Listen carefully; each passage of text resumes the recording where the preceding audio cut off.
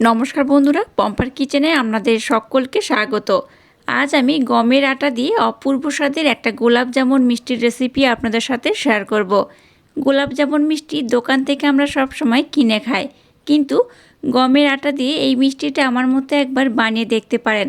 এটা খেয়ে বুঝতেই পারবেন না দোকান থেকে কিনেছেন নাকি বাড়িতে বানানো, আর একবার খেলে বারবার বানাতেও ইচ্ছা করবে। এটা যেমন নরম তেমন তুলতুলে তেমনই রসালো, মুখের মধ্যে দিলেই দেখবেন মিলিয়ে যাবে। তাহলে চলুন দেরি না করে আজকের এই অপূর্ব স্বাদের গোলাপ জামুন মিষ্টির রেসিপিটা দেখে নেওয়া যাক। আজকের এই মিষ্টিটা বানানোর জন্য প্রথমে দেখুন নিয়ে নেব বড় কাপের মাপ করে 1 কাপ গমের আটা। এখানে আমি ময়দা বা সুজি ব্যবহার করব না, শুধুমাত্র গমের আটা দিয়েই বানাবো। দিয়ে দেব 2 চামচ মিল্ক পাউডার। এর মধ্যে সামান্য একটু এলাচ পাউডার অ্যাড করব। এলাচ পাউডার অবশ্যই ব্যবহার করবেন, নতুবা মিষ্টির মধ্যে গমের আটার একটা স্মেল থেকে যাবে। 1 চামচ দিয়ে দেব চিনি। চিনিটাকে দেখুন আমি কিন্তু মেল্ট করছি না, গোটা দানা চিনি এখানে আমি ব্যবহার করছি, আর এই 1 চামচ দিলেই হবে। এবার দেখুন এই সমস্ত উপকরণ খুব সুন্দর করে আমি মেখে নেব। আর একদম শেষে দিয়ে দেব কাস্টার্ড পাউডার, একদম সামান্য পরিমাণে। দেখে বুঝতে পারছেন কতটা দিয়েছি, একদম অল্প করে দিতে হবে। এটা দিয়ে আবার আমি সমস্ত উপকরণ খুব সুন্দর করে মেখে নেব। এইভাবে যদি গমের আটা দিয়ে মিষ্টিটা বানান, মিষ্টির মধ্যে কিন্তু কোনো রকম আটার স্মেল থাকে না, আর মিষ্টিটা একদম পারফেক্ট ভাবে সুন্দরভাবে বানানো হয়ে যাবে। সমস্ত উপকরণ দেখুন খুব সুন্দর করে আমি মেখে নিলাম। এবার এখানে একদম ভর্তি করে বড় চামচের 1 চামচ ঘি আমি অ্যাড করছি। আপনারা চাইলে ঘির পরিবর্তে এখানে সাদা তেলও ব্যবহার করতে পারেন, তবে চেষ্টা করবেন মিষ্টি বানানোর সময় ঘি ব্যবহার করার। তাতে করে কি হবে, মিষ্টির রেজাল্টটা পারফেক্ট তো হয়, স্মেলটাও সুন্দর হয়, খেতেও খুব অপূর্ব হয়। এই ঘিটা দিয়ে আবার আমি সমস্ত উপকরণ খুব সুন্দর করে ময়াম করে মেখে নেব। এই মিষ্টনটাকে খুব সুন্দর করে ময়াম করে মাখবেন, তাতে করে মিষ্টি দেখতেও ভালো হবে, খেতেও সুন্দর হবে। আর এই মিষ্টিটা খেয়ে বুঝতেই পারবেন না দোকান থেকে কিনে এনেছেন নাকি বাড়িতে বানিয়েছেন। তো এইভাবে কিন্তু সুন্দর করে ময়াম করে প্রথমে মেখে নেব। সমস্ত উপকরণ দেখুন খুব সুন্দর করে ময়াম করে মেখে নিয়েছি। আর এইভাবে মুঠি করলে দেখুন মুঠি হচ্ছে, আর চাপ দিলে ভেঙে যাবে। এইভাবে সুন্দর করে সমস্ত উপকরণ আমি খুব ভালোভাবে ময়াম করে মেখে নিয়েছি। এবার এখানে নিয়েছি 1 কাপ লিকুইড দুধ। দুধটাকে আমি খুব বেশি একেবারে দেবো না, অল্প অল্প দেবো, আর মিশ্রণটাকে মেখে নেব।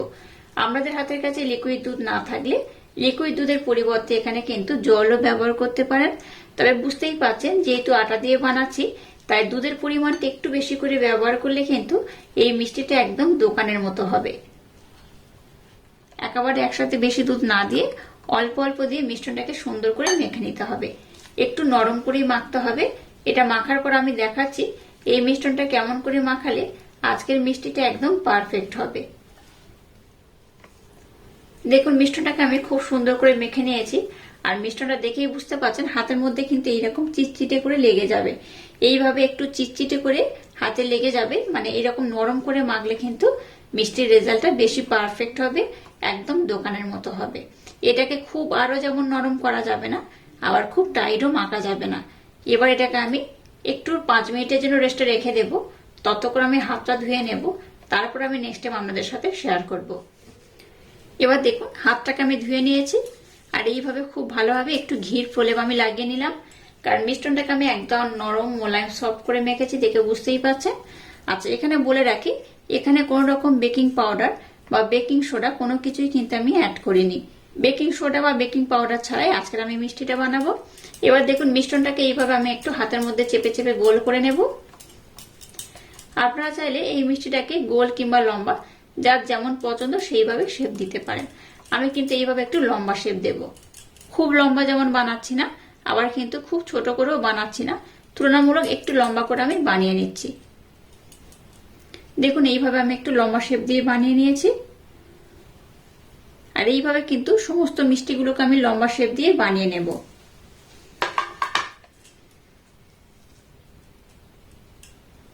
আর এখানে একটা কথা বলে রাখি, আপনারা চাইলে কিন্তু একটু ছোট একটু বড় যার যেমন পছন্দ সেইভাবে বানাতে পারেন। আপনারা চাইলে এই মিষ্টিটাকে গোল করেও বানাতে পারেন। আমি কিন্তু গোল বানাচ্ছি না, লম্বা করেই বানাবো। দেখুন সবগুলোকে আমি কত সুন্দর করে বানিয়ে নিয়েছি, আর এইরকম লম্বা লম্বা করেই বানিয়ে নিয়েছি। আবারও বলছি, আপনারা চাইলে কিন্তু গোল করেও বানাতে পারেন।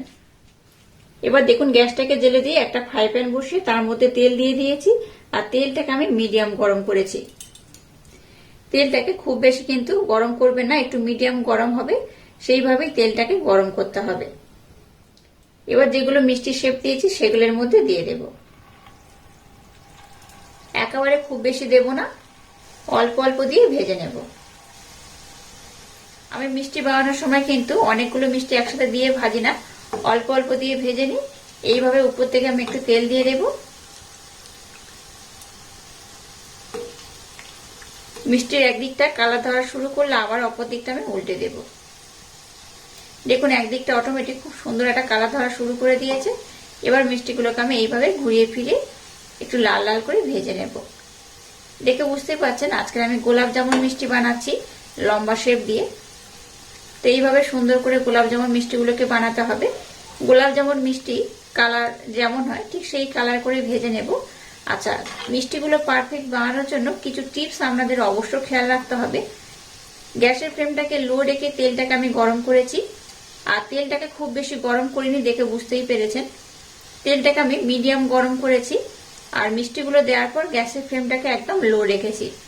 মিষ্টিগুলো যখন এরকম সুন্দর চারিদিকে কালার ধরা শুরু হয়ে যাবে তখন গ্যাসের ফ্লেমটাকে লো টু মিডিয়াম দিয়ে এটাকে ভাজতে হবে। কন্টিনিউ কিন্তু লো করে রাখবেন না, তাতে করে মিষ্টিগুলো ফেটে যাওয়ার সম্ভাবনা থাকবে। এই মিষ্টিগুলো দুদিকে কালার ধরা শুরু করলে তখনই গ্যাসের ফ্লেমটাকে মিডিয়াম টু হাই দিয়ে ভেজে নিতে হবে। আপনারা চাইলে এই মিষ্টিগুলোকে কালো জামুন হিসেবেও বানাতে পারেন, তখন একটু বেশি লাল করে বা একটু কালচে করে ভেজে নিতে হবে। দেখুন কত সুন্দর কালার হচ্ছে, দেখে বুঝতেই পারছেন।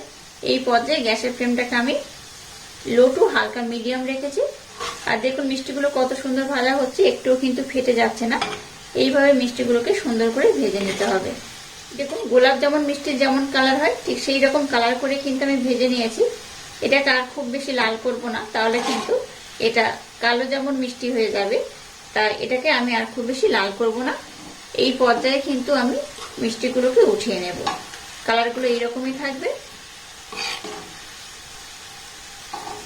দেখুন কত সুন্দর কালার হয়েছে।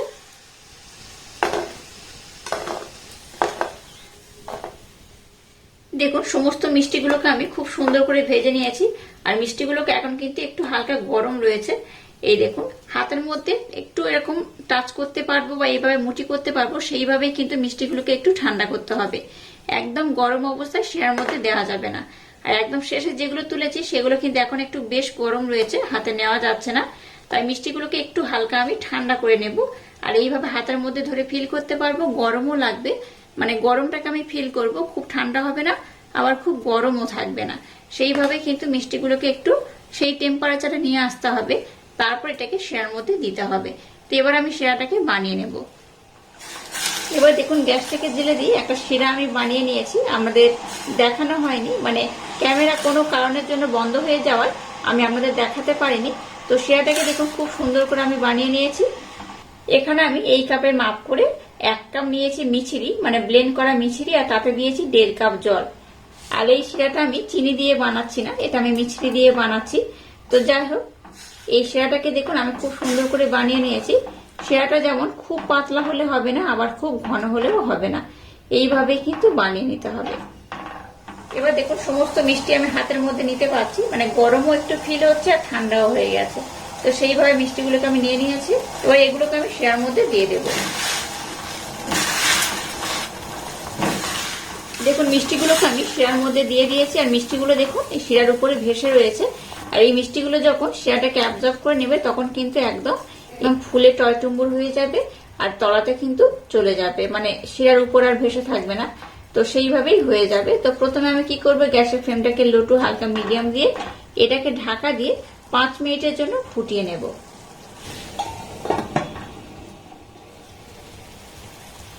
মিষ্টিগুলোকে আমি 5 মিনিটের জন্য ফুটিয়ে নিয়েছি, দেখে বুঝতেই পারছেন এই কত সুন্দর এগুলো হয়েছে। যাই হোক, এবার আমি গ্যাসটাকে বন্ধ করে দেব, আর এটাকে ঢাকা দিয়ে ওভারনাইটের জন্য রেখে দেব। আমি মিষ্টিটা রাত্রে বানাচ্ছি, তাই মর্নিং আমি আপনাদের দেখাবো মিষ্টিগুলো কতটা সুন্দর হয়েছে, কতটা নরম তুলতুলে রসালো হবে, সেটা আমি মর্নিংয়েই দেখাবো। দেখুন আজকের এই গোলাপ জামুন মিষ্টিগুলোকে আমি কি সুন্দর করে বানিয়ে নিয়েছি, দেখে বুঝতেই পারছেন।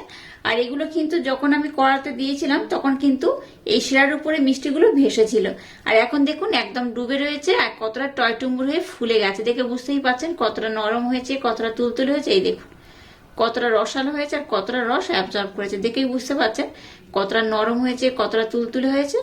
এইভাবে একবার না মিষ্টিটা বানালে ভীষণ মিস করবেন। তো একটা মিষ্টি আমি কেটে আপনাদের দেখাবো মিষ্টিটা কত সুন্দর হয়েছে। আমি এখান থেকে একটা মিষ্টি উঠিয়ে নিচ্ছি, আলাদা প্লেটে দিয়ে আমি আপনাদের দেখাবো এই মিষ্টিটা কতটা সুন্দর হয়েছে। আপনারা একবার না খেলে বা না বানালে বিশ্বাস করতে পারবেন না এই মিষ্টিগুলো কতটা টেস্টি হতে পারে। এবার দেখুন একটা ছুরি দিয়ে আমি কেটে আপনাদের দেখিয়ে দিচ্ছি, দেখুন কতটা সুন্দর হয়েছে, কতটা নরম হয়েছে, কতটা তুলতুলে আর কতটা রসালো হয়েছে। দেখুন মিষ্টিটা কতটা নরম, কতটা তুলতুলে, কতটা রসালো হয়েছে, দেখলেই বুঝতে পারবেন এটা কতটা অপূর্ব হয়েছে। এই দেখুন এটা যেমন নরম তেমন তুলতুলে, আর মুখের মধ্যে দিলেই দেখবেন মিলেই যাবে। এইভাবে একবার না মিষ্টি বানালে ভীষণ মিস করবেন। একবার বানিয়ে খেয়ে দেখবেন, দোকানের মিষ্টি আর এই মিষ্টি খেয়ে বুঝতেই পারবেন না কোনটা দোকান থেকে কেনা আর কোনটা বাড়িতে বানানো। আর এই দেখুন ভিতরটা কতটা সুন্দর হয়েছে। শুধু তাই নয়, এটা খেয়েও বুঝতে পারবেন না এই মিষ্টিটা আটা দিয়ে বানানো। আর আজকের এই অপূর্ব স্বাদের গোলাপ জামুন মিষ্টির রেসিপিটা যদি আপনাদের ভালো লাগে তাহলে চ্যানেলটাকে লাইক, শেয়ার, কমেন্ট এবং সাবস্ক্রাইব করবেন, আর পাশে থাকা বেল আইকনটা প্রেস করে দেবেন। তাহলে টাটা, আবার দেখা হচ্ছে নতুন কোনো রেসিপি নিয়ে।